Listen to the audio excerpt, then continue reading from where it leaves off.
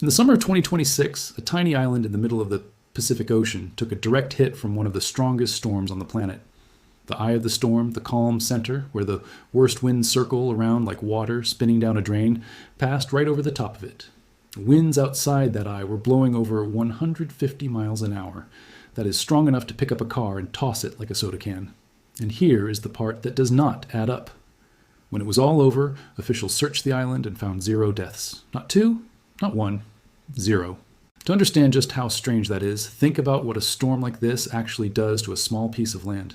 Winds that strong do not just knock down trees, they peel roofs off buildings the way you would peel the lid off a can, snap power poles at the base like dry spaghetti, and turn loose debris, branches, sheet metal, whole sections of fencing into projectiles flying sideways through the air. A storm capable of that kind of destruction rolling directly over a populated island should have produced a tragic headline. Instead, it produced a mystery. Now hold that thought, because this was not even the first monster storm to hit this same tiny cluster of islands that year. Just 3 months earlier, a different storm, even more powerful, tore through the exact same region. Homes were still wrapped in blue tarps instead of roofs. Power lines were still down in some neighborhoods. Some families had not seen electricity in over 2 months. And right when they were starting to crawl back to normal, a second monster showed up on the radar, aimed at the same coordinates. 2 catastrophic storms, 1 small stretch of islands, same year. And somehow, through all of it, almost nobody died. How does that happen? How do you get hit twice by storms strong enough to flatten concrete buildings and come out the other side with barely a scratch on the human side of the story? That is exactly what we are going to walk through today.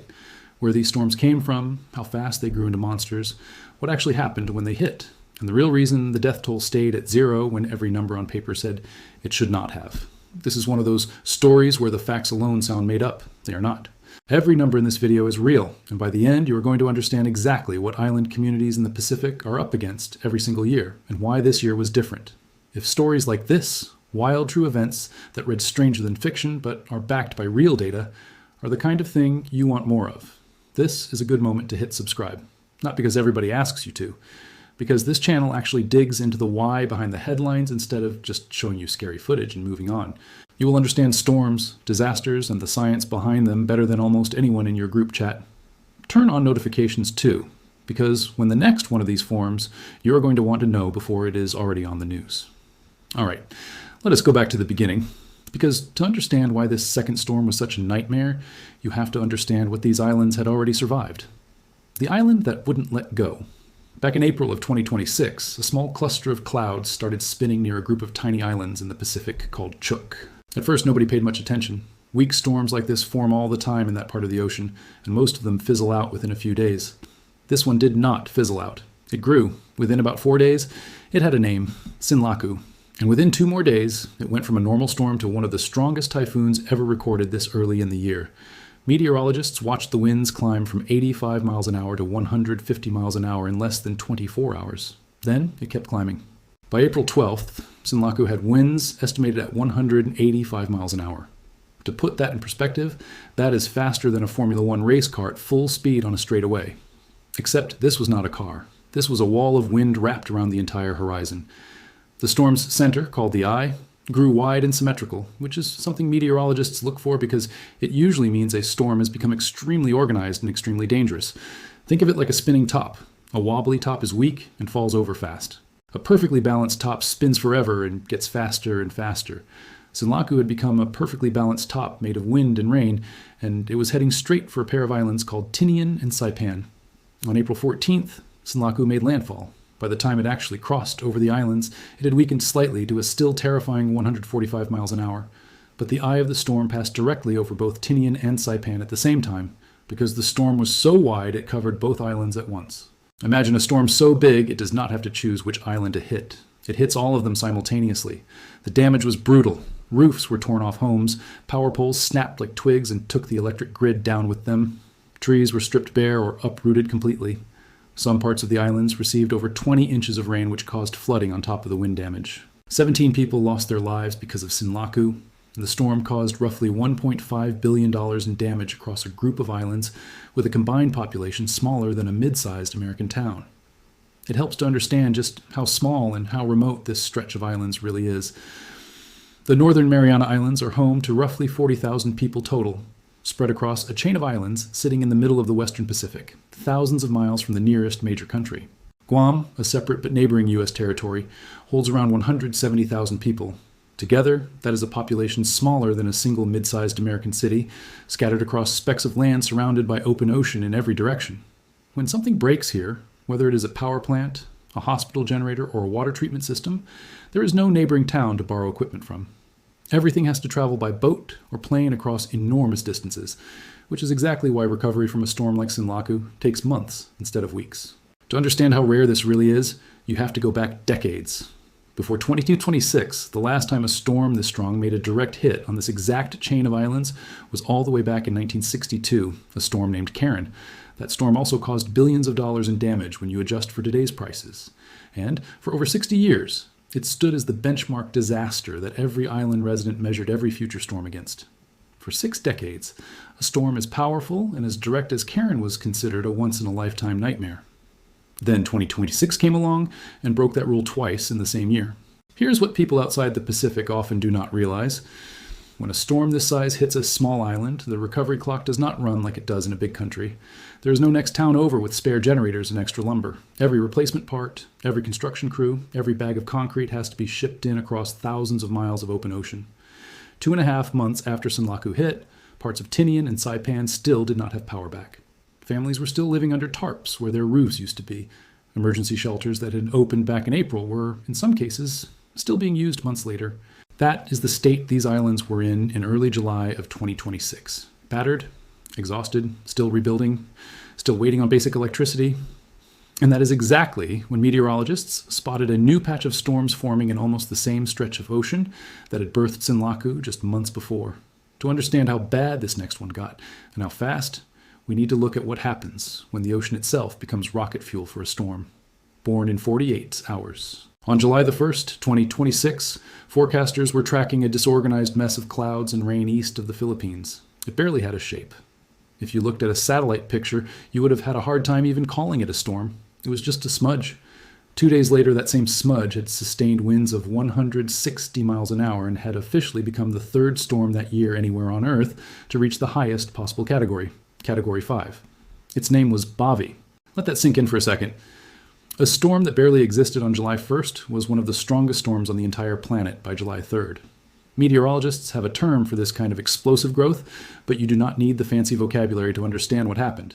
Think of it like a campfire. A normal campfire grows slowly. You add a log, it catches, it burns steady. Now imagine someone pours gasoline on that campfire. That is what happened to Bavi, except the gasoline here was the ocean itself. The water in that stretch of the Pacific was almost bath temperature. Warm all the way down, not just at the surface. Warm ocean water is fuel for a storm the same way sugar is fuel for a fire. The warmer the water, the more energy a storm can pull up into itself. And July of 2026 had some of the warmest ocean temperatures ever recorded in that part of the world. Scientists tracking global temperatures had already confirmed that June of 2026 was the 2nd warmest June ever measured on Earth. That heat did not just disappear, a huge amount of it was sitting in the ocean, waiting. On top of the warm water, the winds high up in the atmosphere were calm and steady, which meant nothing was tearing the storm apart as it tried to organize itself. When all those conditions line up at once, warm water, calm upper winds, and a storm with room to grow, the result is what happened to Bavi. It went from a shapeless mess to a Category 5 monster in about 48 hours. There are really only 3 things a storm needs to explode in strength this fast, and none of them require a science degree to understand. First, it needs warm water, not just at the surface, but deep down too, because a powerful storm churns the ocean like a spoon stirring soup. And if it hits cold water underneath, that cold water rises up and starves the storm of fuel. Second, it needs calm air high above it. Think of a storm like a tall tower of blocks. If something is constantly shoving the top of that tower sideways, it topples over before it can grow. Calm upper-level winds mean nothing is shoving the tower, so it just keeps stacking higher and higher. Third, the storm needs a clear path to breathe out at the top, kind of like a chimney letting smoke escape a fireplace. Without that chimney, the storm chokes on its own rising air and cannot keep drawing in more energy from below. In the first days of July 2026, all 3 of those ingredients lined up perfectly over the warm waters east of Guam. That almost never happens all at once. When it did, Bavi did not just grow, it detonated. By July 4th, Bavi had sustained winds of 165 miles an hour and an eye almost 30 miles wide. For comparison, That is roughly the distance across an entire major city. The whole storm system stretched for hundreds of miles in every direction, meaning it did not just threaten one tiny target, it threatened everything in its path at once. And its path was aimed directly at the same battered, still recovering islands that Senlaku had wrecked just months earlier. Here is where things got tense for the people whose job it is to track these storms and warn people in time. Two of the world's most trusted forecasting models disagreed sharply on exactly where Bavi would go. One model showed the storm's core slamming directly into Tinian and Saipan again, the same two islands already devastated by Senlaku. The other model showed the storm shifting slightly south, putting the worst of it over Guam and a smaller island called Rota instead. The difference between those two forecasts was not small. It was the difference between which community would take a direct hit from a Category 5 storm and which one would only get the outer bands. Emergency officials could not simply wait and see. They had to warn everyone, everywhere, and hope people took it seriously. Try to sit with what that actually felt like on the ground. You are an emergency manager responsible for the safety of thousands of people, and the two most trusted forecasting tools in the world are pointing at two different islands. It is a little like two expert doctors looking at the same set of test results and disagreeing on which organ is actually at risk. You cannot wait around for them to agree, because the storm is not waiting either. So officials did the only responsible thing available to them. They warned everyone on every island, as if their home was the one about to take the direct hit, because for a little while, nobody on Earth could tell them otherwise. So that is exactly what they did. They told people on every island in the path to get somewhere safe immediately. Not sometime this week. Immediately. And then they waited to see which forecast would turn out to be right. That is where this story gets almost unbelievable, because what actually happened lined up with the worst case scenario for one very small, very specific place. The direct hit. Bavi's center did not split the difference between the two forecasts. It went almost exactly where the more southern model predicted. The eye of the storm passed directly over the island of Rota on a Monday morning. Rota is small. Around 1,900 people live there. That is smaller than the graduating class of some large high school spread across an entire island. And the eye of a Category 5 storm, with winds outside it, exceeding 150 miles an hour, rolled right over the top of it. At its absolute peak, before making its closest approach to the islands, Bavi's sustained winds reached 180 miles an hour. Its central pressure, which is basically a measurement of how intense and tightly wound a storm's engine is, dropped to 910 millibars. Lower numbers mean a more powerful storm. For reference, the strongest typhoon ever recorded in history had a pressure of 870 millibars. Bavi was not far behind storms that hold world records. Andersen Air Force Base, sitting on the northern tip of Guam, is one of the most important American military sites anywhere in the Pacific, and it told every non-essential worker to stay home and stay safe, rather than risk the base during the storm's peak. That alone tells you how seriously the system was being treated at the highest levels. Interestingly, Guam's buildings held up as well as they did partly because of a lesson learned the hard way decades ago. After Typhoon, Karen flattened the vast majority of homes on the island back in 1962, most of which were built from wood at the time. Guam rebuilt itself almost entirely out of concrete. That single decision, made more than 60 years earlier after a previous disaster, was quietly protecting lives during Bavi in 2026. Meanwhile, Guam, sitting about 40 miles southwest of Rota, took a beating of its own. Wind gusts there hit 111 miles an hour. Saipan, to the north, recorded the exact same gust speed. Guam's main airport broke a daily rainfall record with over 12 inches of rain falling in a single day. To put that in perspective, that is more rain falling on that one island in 24 hours than some cities on the mainland see in an entire season.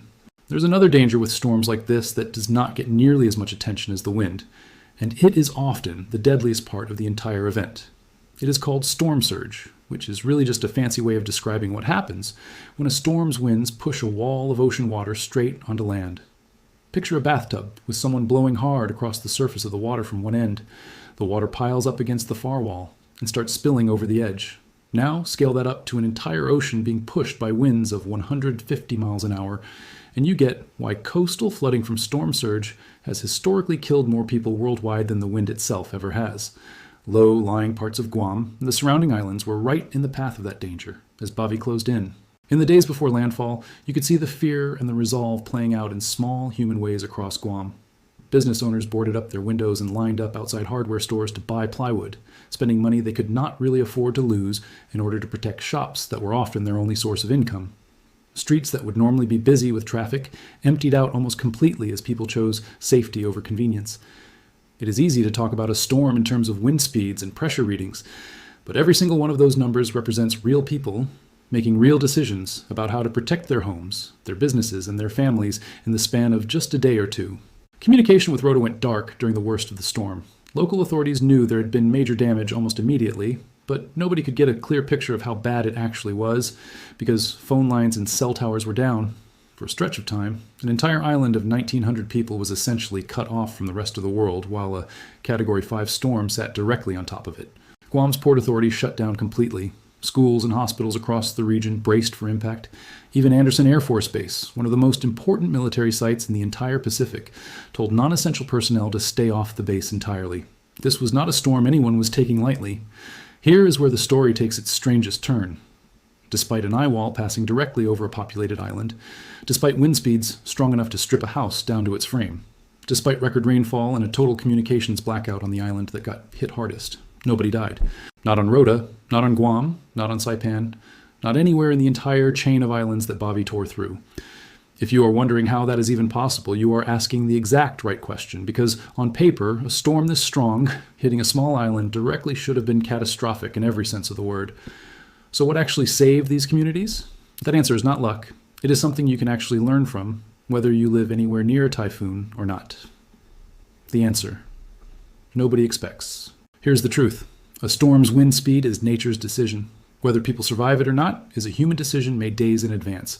In the days before Bobby arrived, officials on every affected island issued clear, repeated, urgent warnings. They did not soften the message to avoid scaring people. The National Weather Service used blunt language, telling residents this was an extremely dangerous and life-threatening situation. Officials told people directly to treat the coming winds like a tornado was approaching, meaning get inside, get to an interior room, and do not come out until it is over. Emergency shelters opened across the islands well before the storm arrived, and they filled up fast. In some areas, shelters reached capacity and had to turn people away, which sounds bad until you realize what it actually means. It means people listened. It means thousands of residents chose to leave vulnerable homes, some of them homes still damaged from Sinlaku months earlier, and move themselves somewhere safer before the winds ever picked up. Local leaders were honest about the risk without causing panic. One official summed up the entire mindset perfectly by saying their goal was 0 deaths, and that they truly hoped that is how it would turn out. That kind of clear, honest communication paired with communities who have unfortunately lived through enough of these storms to know better than to wait until the last minute is the actual reason the death toll stayed at 0. Think about it like this. A wildfire alarm only saves lives if people actually leave the building when it goes off. The alarm itself does not save anyone. The response does. Bavi was the alarm.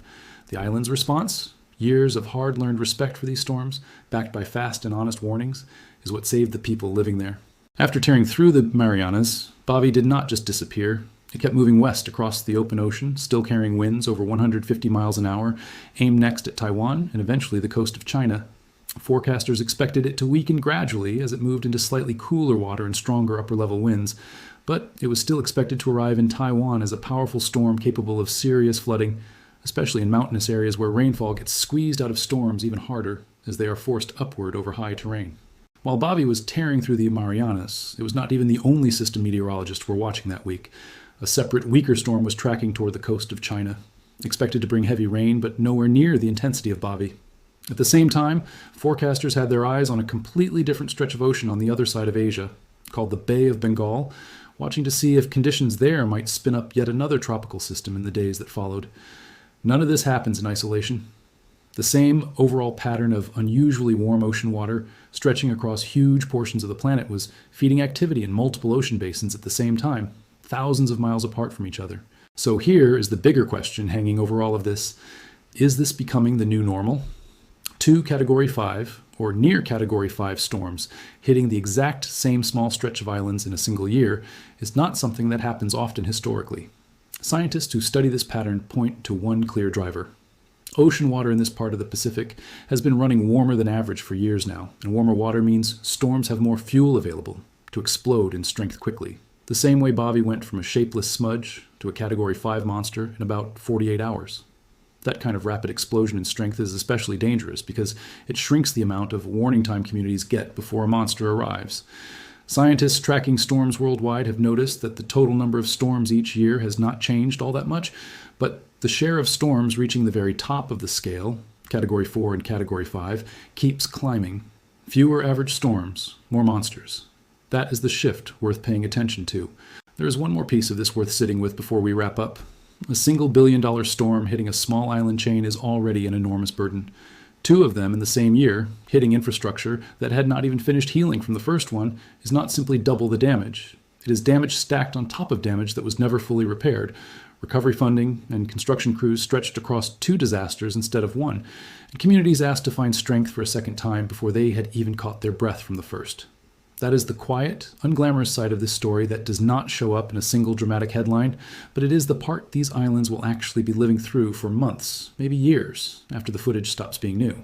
The encouraging part of this story is that even with a shrinking warning window, the system worked. Forecasters caught Bobby early. Warnings went out days in advance. People listened. And a storm that should have been a tragedy on paper became, instead, a genuinely remarkable story of preparation, beating even a direct hit from a Category 5 typhoon. That does not mean these islands are out of danger. Typhoon season in the Pacific runs for months longer, and the same warm waters that fueled Bobby are still out there. But if there is one lesson worth carrying out of this entire story, it is this. Warnings exist for a reason, shelters save lives, and the difference between a headline about destruction and a headline about 0 deaths often comes down to whether people move before the wind arrives, not after. It is easy to watch storm footage from thousands of miles away and feel like it does not really apply to your own life. But the truth this story points to applies almost anywhere disaster can strike, whether that is a hurricane, a wildfire, or a flood. The warning is rarely the problem. What people do in the hours after hearing it is what decides everything. If this story surprised you the way it surprised us putting it together, let us know in the comments. What part of this shocked you the most? The fact that a storm formed and became a Category 5 in under 2 days, or the fact that nobody died after a direct hit like that? Drop your answer below. Make sure you're subscribed with notifications turned on so you catch the next one of these breakdowns the moment it goes up. And if you want to see how the last storm to hit these same islands played out in even more detail, check the video linked on screen right now. We will see you in the next one.